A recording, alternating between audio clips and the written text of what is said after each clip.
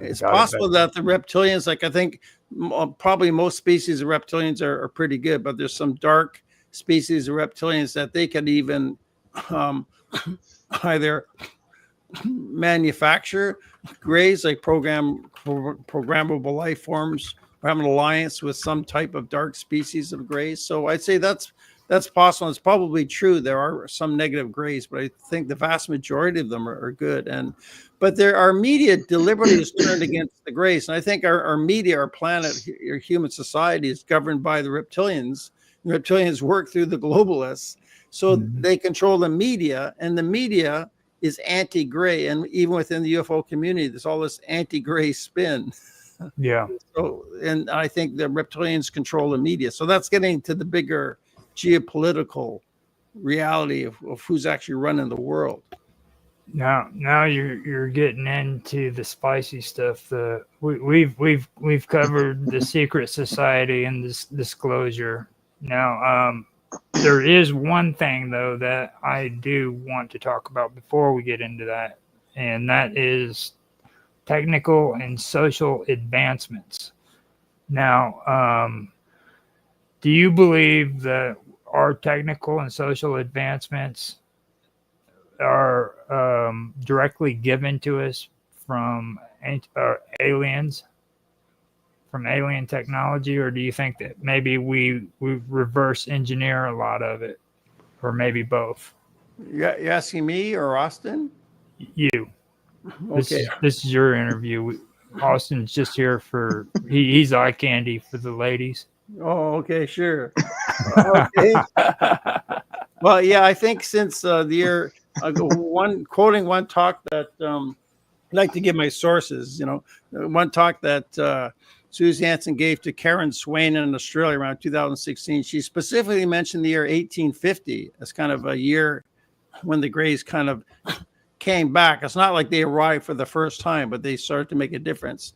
And back in 1850, we know basically we just had horses and buggies at that time before the American Civil War. Then all these technical advances came, and she describes 3 waves of souls coming to Earth, which is perhaps the most important teaching she got from the Greys. And they were like innovators. And you think of people like Nikola Tesla was born like 1856 or 1858, around there. And then had Thomas Edison, all these incredible inventions coming out in the late 1800s. So I think the Greys, and what she says and others, is that when they're brought onto craft into these lecture halls, they're given all kinds of information put into their subconscious mind. It's suppressed from the consciousness.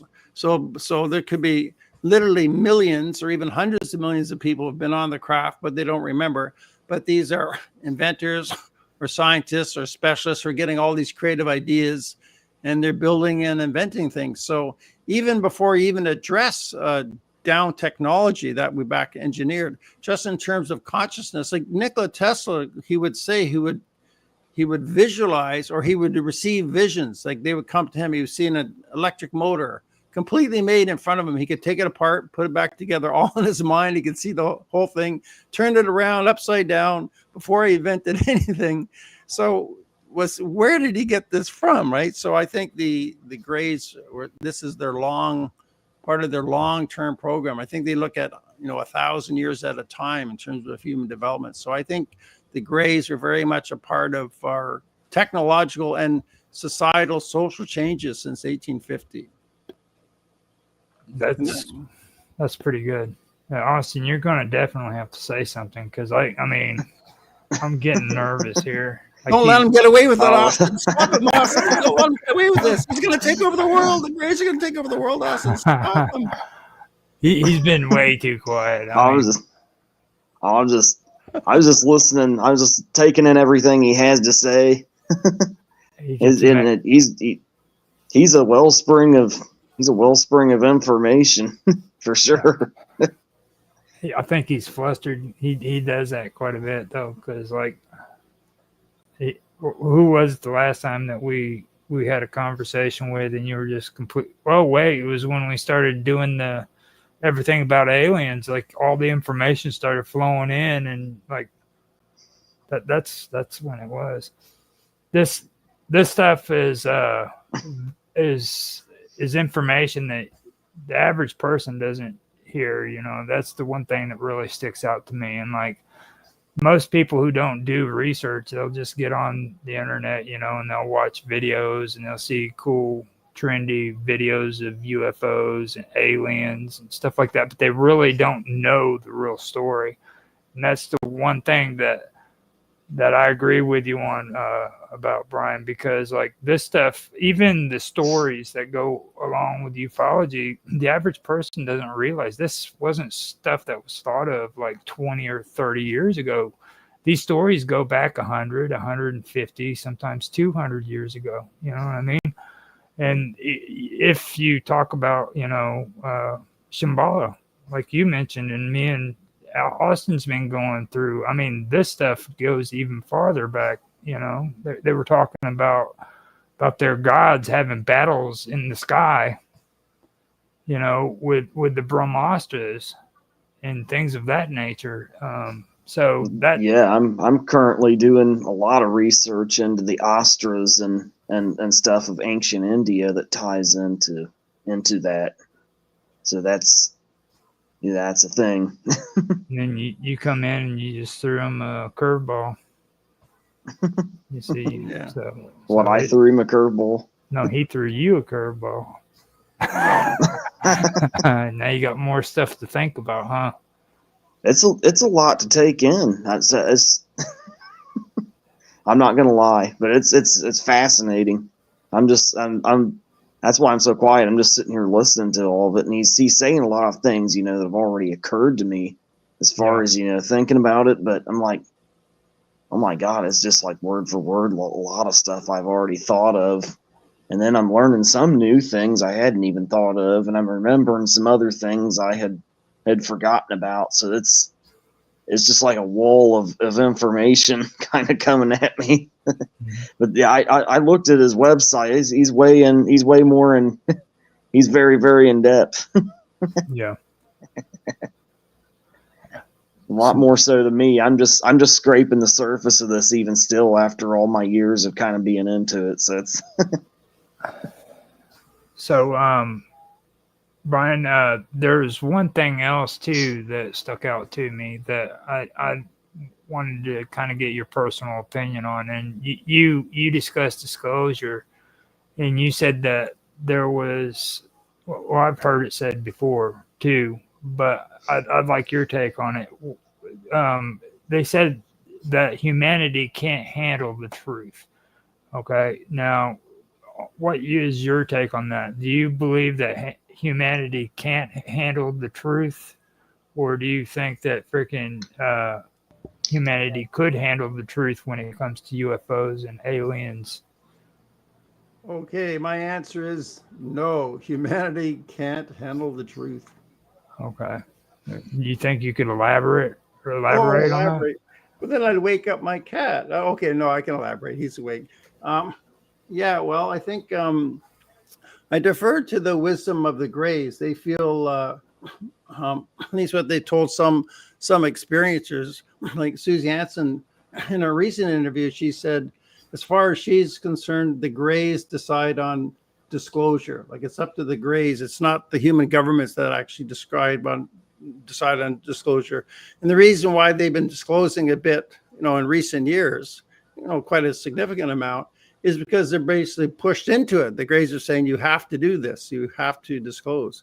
So I basically have a spiritual kind of relationship with the Greys. Like as a Buddhist, been a Buddhist for 33 years since 19, I defer to the monks. I defer to my elders, the spiritual teachers. So I have a spiritual kind of attitude and relationship with the Greys. And if they feel the wisest thing is to go gradual, then, you know, who am I to decide what's right for 8.1 billion people? It's not Brian Roost's decision.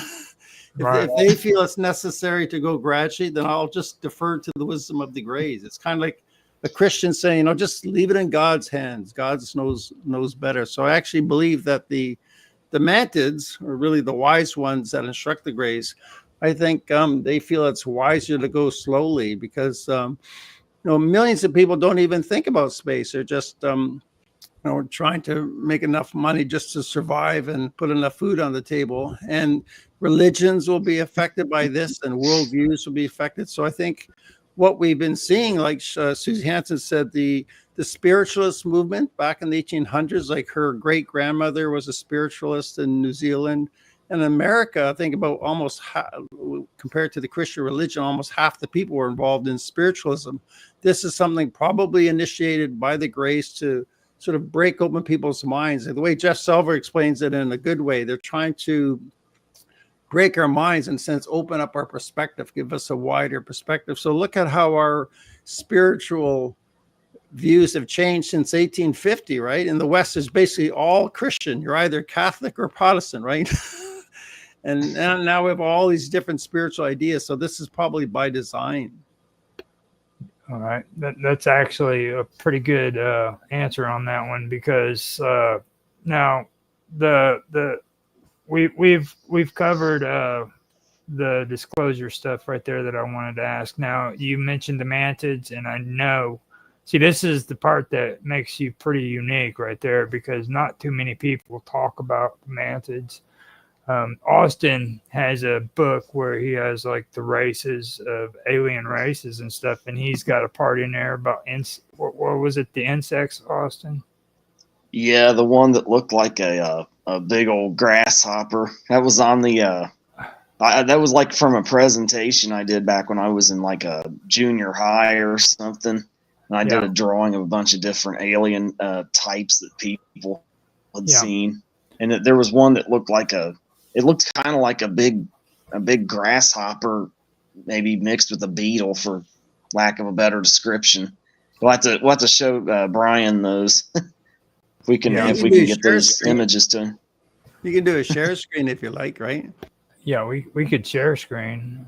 Hold on a minute. Let me see if I can pull them up. I'm pretty sure that I'm on Discord. I'm not quite sure. Yeah, if you're on Discord, they're in Austin's artwork. Then that text channel old John created for me. Okay, that'd be where you'd look. Now, the mantids. The reason why I wanted, they looked kind of like praying mantises. Yeah, like giant. That was kind of what, but a grasshopper too. I can share a screen if you want. I got one here. Am I allowed to share a screen? Yeah, if you want to. Okay, it says here, share. Does this come up? Do you see that? Let me see real quick. You don't see it? Am I sharing? No, it's down on the bottom half. It's right when you put your mouse at the bottom. Share. It says start share screen. Oh no, I did that, but then then the screen comes up. It says share is blacked out. Select the tab to share. That would be over on the right hand side. Oh, yeah, I've got it up, but I don't see how to share. I guess I don't know how to do it. Window, entire screen. Okay, I put entire screen. See that? Do you see that? No. No, I don't see nothing. Do you? No, I'll put it back up again. No, I got the picture up, but you don't see it, right? Right. Well, I don't know how to share a screen then. I usually can get it done with everything. We can go over that at some other point if you want to, because that would be if cool. you can. That would be. If you can get onto, if you can get onto my artwork channel on there on Discord, Roger, we might be able to sew them now. But if you can't, that's fine too. I can give it a shot. I mean, I actually was on it the other day. I'm pulling the. On Austin's artwork. Yeah. You have some interesting artwork there, bud. Oh, thank you. Yeah, I'd like for Brian to see it if we can show it. Show it, sure. If I can get in there, yeah. We don't have to show it all to him now, but I mean, it as we get time to. I mean, are you doing something, Roger? They're not even letting me do it. Oh, I see it. I see some of the thing here. Let me see what is. It's probably because I hid myself from view. You always do that, Roger. Yeah, I know. I had a dream the other. Okay. I had a dream the other night that. Can you guys see that? Yeah, Yeah, I yeah. can It says conception. Yeah. Now let me go ahead and slide up to the one he's talking about. This is a creepy one too. Like he was a creepy little boy. Just so you know ahead of time. Like Austin was a creepy little dude. I got warped. He went to school and did a presentation on aliens. Okay. Oh, way to go, Austin! You're a man ahead of your time. He's junior. Oh, thank in you, high Brian. School. Thank you.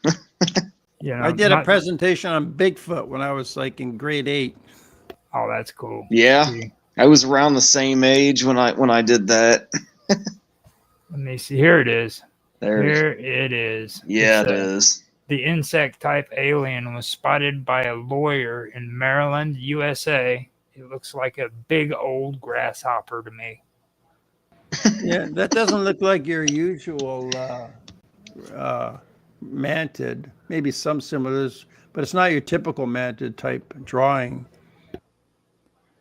Now, with the mantids though, could you kind of give us background on them? Well, you know, I'll leave this up if you want, so we can show. It's fine. Yeah, I can leave it. Well, one thing they've told people is that they don't come from any particular planet. It would be wrong to think of them originating from any planet, but they don't explain where they come from.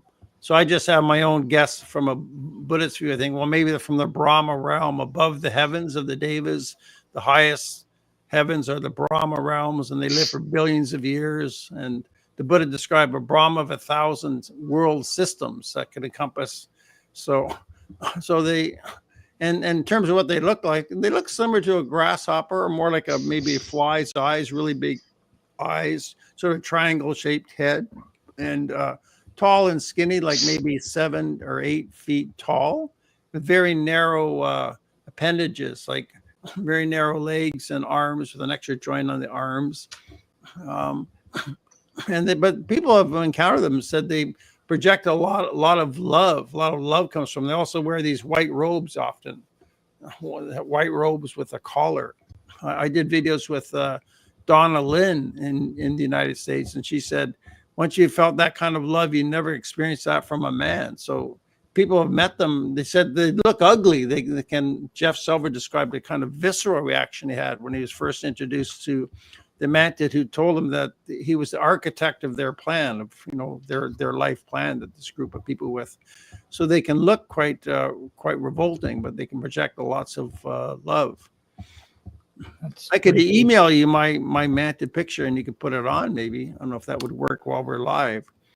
Well, I mean, one thing that I did want to mention is like what we're doing with everywhere or everything about aliens is we're starting off from the Argarians, and we're going in here after this. It'll be the Draco and the Draconian, however you want to pronounce them. But after that, we're also going to be getting into the insects, I believe it is, or in different varieties of alien creatures. And the mantids are a good topic that I think would be a contribution to it if you'd be interested in doing that with us. Yeah, I'd love to stick up for the mantids and give them a fair hearing. Yeah, I'd love to do that. I really enjoyed it. So Brian and Roger, do you think that drawing I did there was of a mantid or a mantid variation? What do you guys both think? Yeah, the appendages are kind of mantid, like they're tall and skinny, and is that one with 4 arms? Is that 4? Looks like it's got 6. Yeah, 6. I think. Oh, just thinking of mantids I've seen. I don't know. Maybe they have more than 2.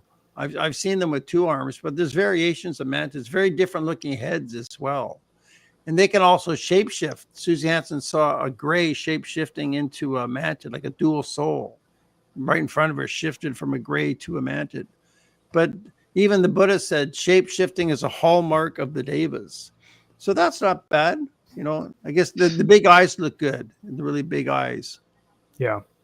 think they have maybe more of a tapered kind of snout, like a triangular head. But there's different shapes of mantids, so this might be quite accurate for one type of mantid.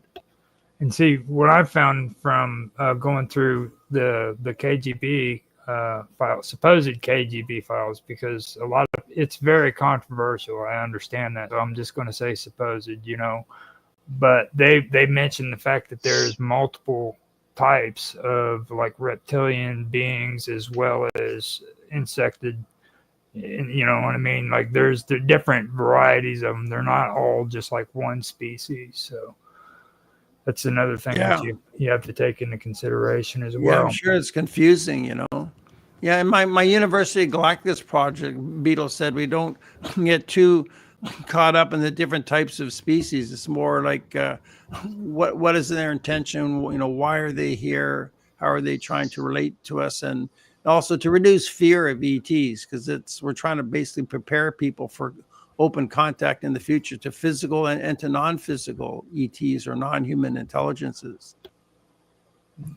That's actually a pretty positive approach on the whole situation. Oh yeah, that's a very good way of going at it. That might help humanity be able to adjust to the change a little more, move on to the next phase of that change as it manifests or unfolds. Yeah, our website just came active on April the 13th. It's universitygalactus.org with this philosophy.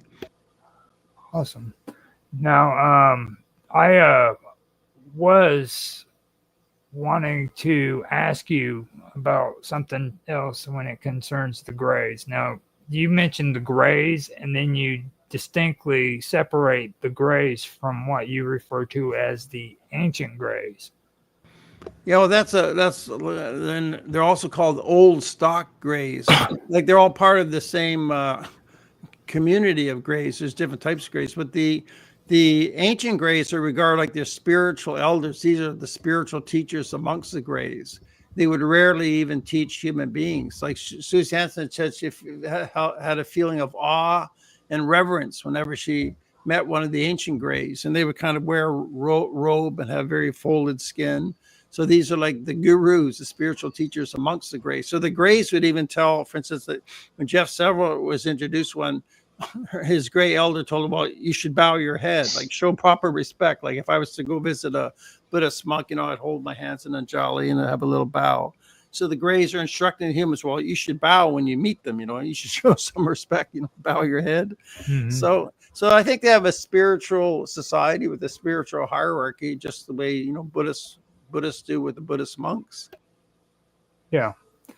Now, I've also heard some stories too from people who are involved with the secret space program, where they talk about abductees being taken on ships, and that they were presented in front of what would seem to be like a classroom setting where younger aliens were like using them as subjects to where they could observe them. Have you ever heard anything like that before? Yeah, I have like classroom settings, or even with children, like playroom settings or classroom settings. Yeah, where humans would intermix with the ETs and they would be observing what they're doing. Yeah, I've read and saw a lot of videos including that. Yeah, no, that's something that really sticks out to me whenever I hear about that. And then they also go on to distinguish between earthbound humans and off-world humans, where people don't people usually don't make the distinction between humans that know about Earth or were born on Earth and humans that were born in outer space and don't even have a clue about Earth whatsoever, Yeah, I agree with that. There's definitely those two, that distinction. Now, have you got any thoughts concerning that right there whatsoever?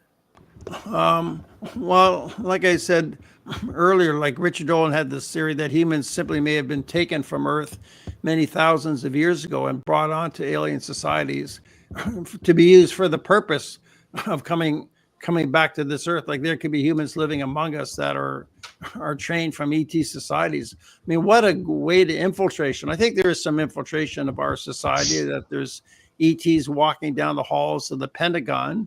Some may look fully human, or there's fully human aliens walking the streets of our cities.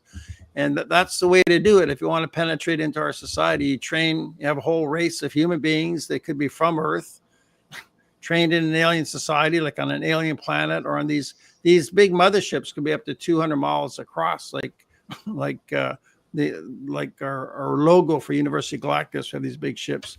So there's plenty of room out there for these humans to either come from Earth or be humans from other planets that they would use and to interact with our world here. So that's very interesting. You should say that, Brian, because my mom, a number of years ago, over here where we live, she overheard some guys saying that over here in this town we live in, there's a lot of people who are actually aliens, but they look like normal humans. Could be true, yeah. That ties in a lot with what you said, because you remember my mom talking about that, Roger, a number of times. Yeah, that really struck me. Now, I been taking notes, so just so you know, because this is good stuff. Oh, that's amazing. Now, now we come to the Federation of Planets. I got my cup ready. Here you go. I know you've been showing it over and over again, so I know you've been waiting for this. So. Well, a friend of mine, Barry, gave it as a gift, so I gotta, show it. Mm-hmm. Now, give us your take on the Federation of Planets, because I know this is something Austin really needs to hear too. I was talking to him previously about this Federation, so. Yeah, I'm ready to hear it, man. Okay, my take is I don't know. I'd say there must be some governmental structure in place. It's only logical and rational that since there's so many different types of aliens, they can't just do whatever they want. That they have some overt control, that you're not allowed to just land on the White House lawn or land anywhere without permission. So I think there's got to be some government in place. Like Susie Hanson has said, she was never told about any like Federation of Planets. But Jeff Silver, like I showed his book, The Rising, he was specifically told that they do have a federation, like a Federation of Planets. They even have the same kind of insignia on Star Trek, that chevron shape, like a triangle shaped as chevron. And some people would wear it. He was actually handed the chevron shape. It was a symbol of the Federation, and on it were different planets. It was like a three-dimensional thing. He could see the planets and understand relationships between the planets. This was his induction to the Federation of Planets. It's a chapter in his book. They had kind of like a ceremony with several humans, and this is when he first met the Mantid came out, and his elder was there, and other Greys, and they're congratulating them and thanking them for part of this program. This was like his induction into the Federation of Planets, and he realized this was kind of a big deal to them. So that may be true. I believe Jeff's story. I think it's a true story. So some people have been told that there's a Federation of Planets. Maybe others didn't ask, but I definitely think there is some type of Federation of Planets, whether they call it a Federation of Planets or a Galactic Federation or whatever it's called. Yeah, I'm a true believer that it must be that there is a government in place, and that Earth is an important planet. We're a valuable planet, so it has to be taken care of by some kind of rules. This would include all types of aliens relating with Earth, even if they're negative reptilians. They would have to be part of this federation. I remember once Jeff Silver said, if you ever see a UFO, like if it's a real UFO, it's got to be part of the federation, he said. Yeah.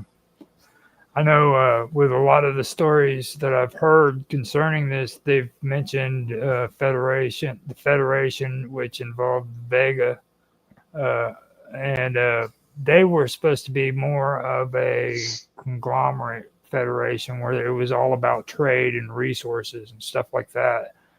And then I've also heard about the Orions. That was a federation that I've heard of. And of course, everybody knows about the Federation of Planets. I mean, that's pretty much standard right there if you're researching this stuff and you hear about it. So that is a topic that I do want to get into eventually when it comes to everything about aliens, you know. But like at the moment, we're just building up step by step, kind of introducing people to the story, you know, and stuff like that. So Yeah. what do you think, Austin? It's amazing. It's it's a in one word, it's amazing. Yeah, it is. Yeah, and just the amount of information that I'm suddenly getting, you know, even after all my years of reading into this stuff, it's just, I thought I pretty much had, you know, the whole foundation of knowledge and stuff laid down, and now I'm laying down the, you know, I'm building on the foundation, so to speak, which I originally thought was all the knowledge there was to know, but there's just, it's incredible. And I think maybe that's part of the disclosure that's going on. Even maybe there was only so much I was supposed to know a number of years ago, because that was what humanity more or less knew. So now, and maybe this series is even kind of tying into that. Mm-hmm. All right. So now that we've discussed alien species and the Federation of Planets, tell us a little bit about Susie Hanson. Yeah, Susie Hanson. I like to show her book, The Dual Soul Connection. Well, she was born in 1954, so she turns 70 this year. She's from New Zealand. And in 1975, she had an incredible UFO encounter. She was driving on a lonely country road with her roommate. He was driving, and a UFO picked them up, lifted the car right off the road, and they were freaking out. She lost consciousness. She had lost time. And then the car was put back on the road, and it was dark. It went from light to dark, so they had missing time. And they were totally shocked by this. So that was her first sort of big experience. But as a girl, when she was 8 years old, she saw a UFO with her whole family and the neighbors. It was up in the sky for like an hour, very visible sighting. So she grew up as a little girl being aware of UFOs. But then she had like a whole lifetime experience with the Greys. Well, I think it wasn't until her 30s in the 1980s that her memory were coming back to her, that when she was a little kid, like a little girl, 3 little Greys would come to her bed, say, "We're taking you on a trip now." She had a very kind of close, friendly relationship, like a trusting, loving relationship with them. And then they would take her away and bring her back and say, "Okay, be a good girl, go to sleep now." So she turned over, go to sleep. So she's had this relationship throughout her life. But I think what's special about her is the level of detail about the Grey culture and their society. Like in her book, she would have specific instances, like say 1983, she was on an underground base, or 1990, she was on a large mothership craft, and they would have these meetings, and the Greys would explain their agenda, what's going on. So I've studied different experiences, but she's I think my favorite or the best in terms of the level of detail about society. So I think they're describing how the Greys want to work behind the scenes. They don't want to be overt, like the idea that humans can't handle the truth of full disclosure. That has to be gradual. So they're choosing to work behind the scenes, and this is a project that may take centuries, but it depends on human beings. Like she emphasizes, humans actually have to put in the changes. Like the Greys can't just do it for us.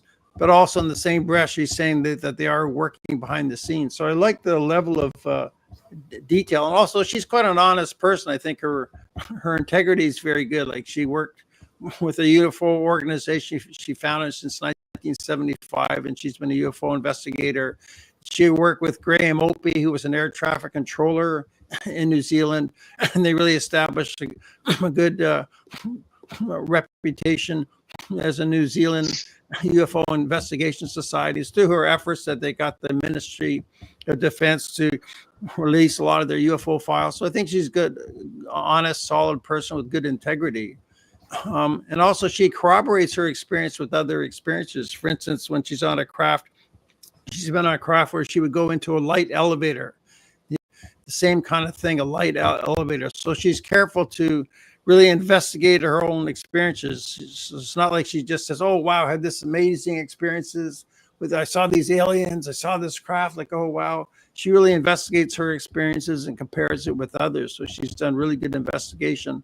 Also, she's quite cautious and conservative about what she's published. I've been waiting a few years for her second book, but she says timing's important. So, and also Dr. Rudy Shield, who's a Harvard astrophysicist, he's done a physicist analyzing of some of her experiences. He's in the book as well. So that gives her a lot of credibility. So yeah, I highly recommend the book. It's on Amazon. It costs about $31. You know, you can get it Amazon.com or Amazon.ca if you're Canadian. Okay, cool. Now, what about Jeff Selver? Yeah, well, he's like new at this. Like in beginning of July of 2019, his memories were kind of awoken. So he wasn't part of the UFO community. He's got an MBA, he worked in banking. Now he works in logistics, and his memories sort of came awake in like July of 2019. I just met him months later in March of 2020. And he's someone I spent a lot of time with him, like maybe 20 hours with him one-on-one, and what they're doing. And also they've given him visions of perhaps a culling of the world's population. There could be great waves coming across the continent, or they've given him visions of like fire going across the continents. But other experiencers have been shown images like this too since the 1970s. So is this intended as just a warning? But he's had some of those kind of warnings from the Greys. So yeah, I think his videos are worth watching. Like I highly recommend his book, but same with Susie Hanson and Jeff. I've listened to almost all of their talks, and his talks are on a website, or it's on YouTube called Vancouver UFO, because it's with the Vancouver UFO meetup. So, and also he's largely an unknown. And I would say Susie Hanson is barely known. She wrote to me, she says, well, I'm not really looking for so much for the limelight. And she's have to pay her own money to go to these big UFO conferences they have, like in the States, like in Arizona or New Mexico. So she's not really famously known. So I think it's just an example of some of the very best people are obscure, whereas people are quite famous or promoting a guy on TV. Like Corey Good was paid $500 an episode on a guy. Looks like TV. us. Yeah. Yeah. Well, I didn't want to mention. It's like Corey us here Good. doing our. Yeah. I didn't want to mention him, but like whenever I'll go ahead and do it, because that's just, sometimes I have that honoriness in me, you know. But like he actually got up on stage at one of these conferences and told people that they weren't supposed to videotape him or take pictures of him without his consent, and he wanted to be paid for it. And I'm like, are you serious? You just did that to an entire audience of ufology followers. You know, you don't do that. There's a boundary, you know. Yeah, but what's significant about Corey Good, and the reason I like to quote him, is that in the fall of 2022, he admitted that he just made up the whole thing. It was a lie. He admitted it because he was kind of being dumped by a guy at TV. They're hiring other guys. He says, this is my intellectual property. So he tried to sue. He's been suing. He kept saying, this is my IP, my intellectual property. So I thank Corey Good for coming clean, because they hired a half a dozen other guys like Tony Rodriguez and others to carry on the secret space program, fighting those evil Nazis in space. Yeah. I didn't know that about Tony Rodriguez, because like out of a lot of the secret space program people, his story stuck to the actual storyline. Like if you notice with a lot of them, they like to incorporate their stories among one another. And he never did that. But like this is the first time I actually heard that, where he was being paid to do that. So it's good. He charges $100 an hour. Oh, I've seen that. He was asked in an interview by Jay Wilder, aren't you worried that these Nazis are going to come back and take over the world or conquer the world? He said, no, because they feel they've already taken over the world through the bankers that they control. So he's saying that the bankers, like the Rothschilds, are Nazis? That's not what he's saying? I thought the Nazis were destroyed. That's what we thought. Doesn't make any sense. He thinks these Nazis are running the world, but no, there's really no evidence for that. Yeah. Well, I think we've covered everything. The Consciousness and Contact Research Institute. You want to put a plug out for them? Tell a little bit about them. Yeah, I've got some books of theirs I can pull out here. For instance, he's a treasure trove. Yeah, he is. Yeah, this is a greater reality. They got a new volume coming out this fall. I just got an email from Ray Hernandez. He sent me the new volume. They're like 800 pages long. But this is like the premier American scientific organization doing the most thorough like surveys and research. They got about 20 PhDs. Like I mentioned, Dr. Rudy Shield, I've investigated. We've also got Dr. John Klimo, Dr. Michael Grosso, Dr. Jeffrey Long, quite a few. A lot of these are retired scientists. So, they have the courage to come out and tell the truth because they can't get fired from the jobs at the university. Retired. So it's really the best brains. Like Richard Dolan, I have a lot of respect for him. He's got a master's degrees in histories, where these fellows, they have PhDs and they've done thorough surveys. So I think this is really the premier scientific organization, and they're investigating basically non-human intelligence. This includes like near-death experiences, remote viewing, psychic phenomenon, as well as UFO, ET. So it's very comprehensive. So they're saying that consciousness is fundamental. Sort of consciousness comes first. So they're discussing the very nature of reality. And their website is called agreaterreality.com or greaterreality.org, but it's a greater reality. Yeah. So I'm having him as a guest. He's coming on May 8th. My meetup group is preparing for ET Contact, but he would be a great one to have on your show. Ray, the director, Ray Hernandez. Well, I mean, if they would be willing to come on, I would be more than happy to have them, because it's been an amazing interview here. I mean, this is completely. Oh yeah, absolutely. Well, if you want, sure. If you want, I could write to them. I could write to like Susie Hanson and Jeff Selver too, if you like. If you would like to get them on. Yeah, that'd be great. And before we end up ending, we need to let you give yourself a plug. Tell us where we can contact you, the website you got, your podcast, your research, everything. I mean, let us know all of it.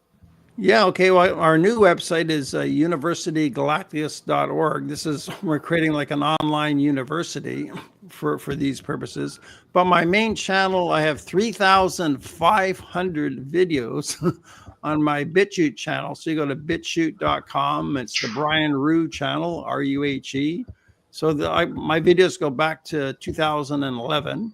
And my website is brianrue.ca. I'm also on Facebook, Brian Rue, Twitter, Brian Rue. And I got some other channels like Bright John as well. And I'm on TikTok.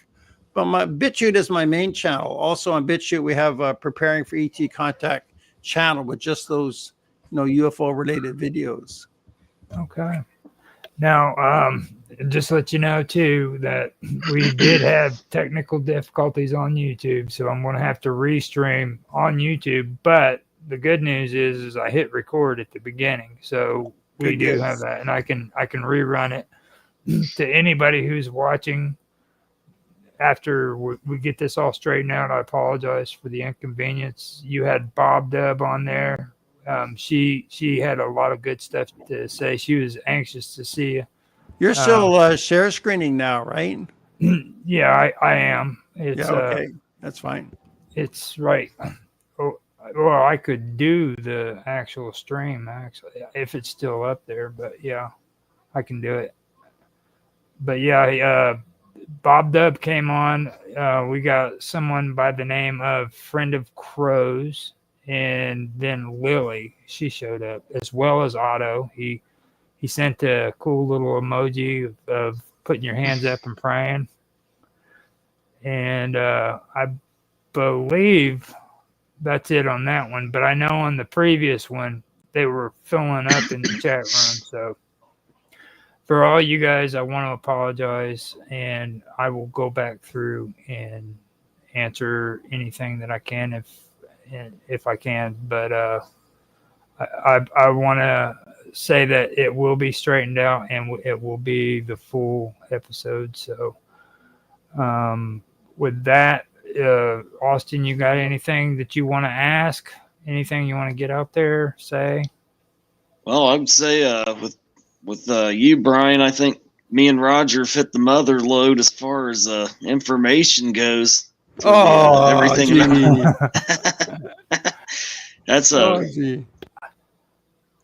yeah, man. I mean, you've really got a lot going on. You're in deep, man. So it's I'm looking forward to talking to you more and working with you on this series as we go forward. Yeah, I'd love to come back whenever you guys want me. That'd be great. Yeah, this is what I do. Yeah, it's been awesome talking to you, man. It's been absolutely awesome. Great meeting you both. After the show, I'd like to get together with you and maybe discuss a plan that we can do to where we can incorporate some of your stuff into it, like come up with topics and see what. Yes. You know what I mean? And what it is, I usually do the editing, so you don't have to do any of the background. Oh, thank you. So. Yeah, I do a lot of video editing. I know what it's like. Yeah. And thumbnails and editing. Oh, God. It's a pain in the ass. I'm working on a lot of music videos myself right now, so it takes forever getting those things done. I can only imagine what you guys must go through, especially you, Brian, with like 3,500, 4,000 videos almost. Well, I have a couple of volunteers. They help out with the video editing. That's and plus it's an addiction too. If people aren't into editing, they don't understand that. You know what I mean? But there's just if you're doing over 3,000 videos, there's more than just aliens involved there. You know what I mean? You love editing because oh yeah. How do you know so much about me, Roger? It's true. It's true. You love it. I mean, because I haven't even come close to 3,000 videos yet, but I can honestly tell you that I love it so much it drives me crazy. Now, how many videos have you done overall, Roger? On all your platforms? Oh, you don't know for sure. But do you know it ain't up to 3,000 yet? Yeah, I doubt it's 3,000, but it's getting up there. One of these days, I'll be able to say that. It's probably around 1,500 if maybe. I had to estimate. You got a lot going. You got a lot of irons in the fire yourself. Just people don't like me though. I'm not like popular. You know what I mean? One of these days maybe I will be popular, but that's not why I do it. I do it because I really enjoy the information that I'm getting from everybody, and my topics are usually a variety of things. I don't just talk about aliens or ghosts. I talk about philosophy and religion with Bob Dub and Otto, and then you got Mark Edworthy and Tan. They're all into the tech talk stuff, so got a lot of good stuff going on there. Good. So with that being said, I guess we're done here. You guys have anything else on your mind? Well, just a big thank you. Thanks for having me on the show. I'd love to be back. This has been lots of fun. It's been good. I know. And nice meeting you, Brian. This is amazing. Good to meet you, Austin. Now, good to meet you too, man. Before we end this, I want to ask you, Brian, do you have a problem with using Discord? No, I've had Discord a few years ago. I had it, so I have no problem using it. I've used it before. Now, if you want to, you can join us on our Discord server, and we can get a little bit closer contact together where we can communicate and everything. So. Yeah, I guess I have to reload it again. Like I haven't used it in about 4 years. So how do I get into it? I guess I have to learn it all over. Do I just go to discord.com and download it? Yeah, you can download it or use the browser, whichever one you feel comfortable with. I use the Brave browser most of the time. Okay. So Now, what do you think would be best? for Well, me personally, I just downloaded it. I don't want to have it popped up on a browser while I'm doing other things. It seems easier to do it. Okay, so I'll just go to Discord and download it. And then how do I find you there? in Discord? I will send you information. There, you just type in a search thing there, and it'll bring you up to the page and everything. And then after that, I can friend you on there, and Austin can friend you. And Yeah, it's a good place to talk with groups. Sure, yeah. I also. Oh yeah, absolutely. It's a great platform to talk to everybody from the wonderful world of weirdness. Yeah, meet different people. Yeah, I've used it before for that reason. And plus, you'll be able to meet Bob Dub in summer. Now, those are two awesome people to meet. Yeah, when I meet Bob Dub, he's the one that first approached me, so I'd love to meet him. Sure. Oh, it's a she. It's a she. I had no idea Bob Dub was a she. I used to think Bob Dub was a guy too when I first started talking to her. Yeah, because her name I think her real name is Bobby with an I, but I thought it was that's a girl. I thought it was a guy. But at first I thought it was a guy because it was Bob Dub. No, she's an amazing woman. I did my first interview with her, and I am not lying to you. Okay, it was so profound that everybody just was silent.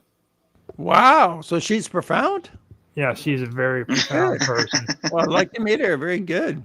Now, Austin's mom, she's just a troublemaker. I mean, she'll get us in trouble, stay up all hours of the night talking about stuff, and she'll never talking about paranormal stuff and all that. But she's got her own show on our channel too. So it's Summer Todd's Mystery Show, which this is probably where this is streaming to, because like the YouTube stream is technically supposed to be going, but I have no idea where.